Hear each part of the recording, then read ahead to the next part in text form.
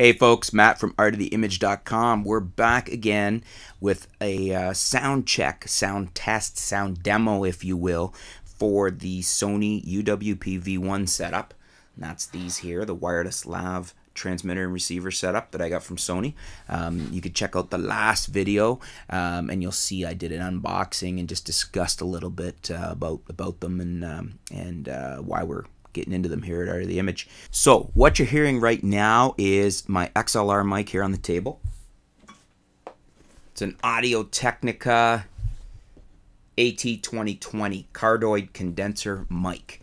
These are very highly rated mic. I think they have very good sound. A lot of people use them. Very good value. I'll put a link below on Amazon if you're interested. That is XLR connection, so it's piped into my Zoom H4, which I'll put a link to that below if you're interested. So that's how we get the sound you're listening to right now using the AT2020 Audio-Technica mic, which is an XLR mic. You could do some type of situation where it goes from the Zoom H4 straight into the camera, but this amp, or this mic I should say, needs some phantom power, so it's getting that from the Zoom H4, so that's where it's pulling its power to record from. So you do have to have some type, you can't plug this mic straight into the camera for your audio. You can do that with the Sony UWP-V1s, the wireless lavs. So let's switch over to, actually, you know what we'll do? The camera right now, the D5200, is about 6 to 8 feet from me right now recording this with a 50mm lens. That's why it's that distance for, you know, perspective and framing. So let's switch over now. Here's what the camera sounds like. You can hear that right now. This is a D52 onboard mics, nothing attached to it for external mic or anything. This is just the Nikon D5200.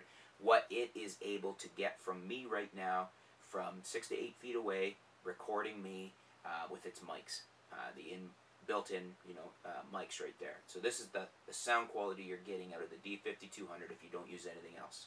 Now, let's take a minute here and I will set up and plug in these lav mics and we will have a listen to the Sony UWP-V1s and you'll get the difference there.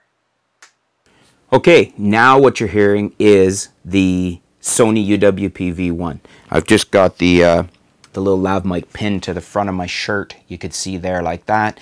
Normally you'd run that up underneath your shirt and pin it into your collar. It's harder with a t-shirt if you're wearing a sport coat or if you're wearing any type of blouse or shirt with a lapel on it. It's much easier to connect it there, but it can be done with t-shirts too. A lot of times what people will do is they'll even tape them to your chest underneath of the t-shirt. So anyways, there is the transmitter. You'd normally have this clipped down on the side of your belt, and it's transmitting right now to the receiver, which is now plugged into the D5200. So what you're hearing right now is the UWP-V1.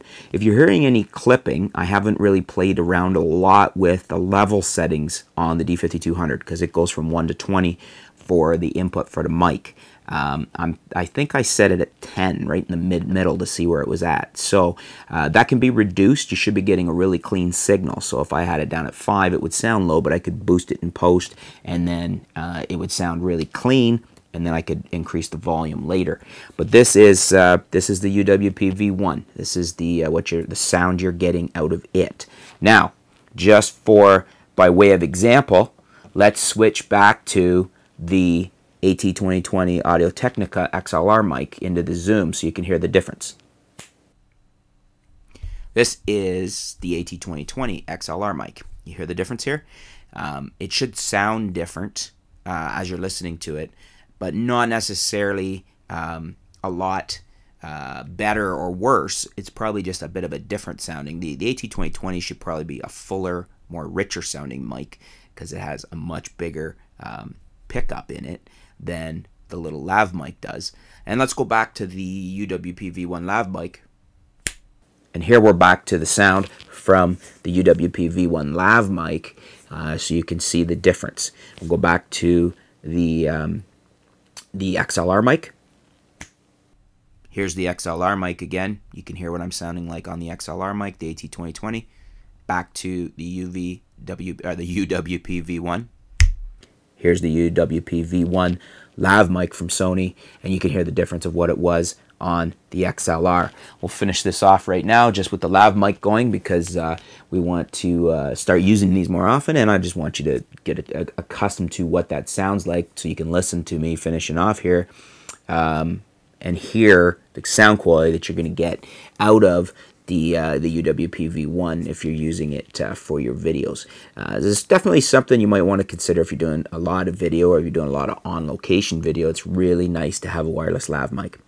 There you go, folks. Any questions or anything about them, leave it in the comments below. If you got experience with them, you like them, you don't like them, whatever, we can have a discussion on it. Leave it in the comments below, and we'll be back soon with some new videos, some new articles. We'll keep up to date with what's going on in the world of photography, videography, and technology right here at artoftheimage.com with our new Sony UWP-V1 lav mics. Thanks, folks.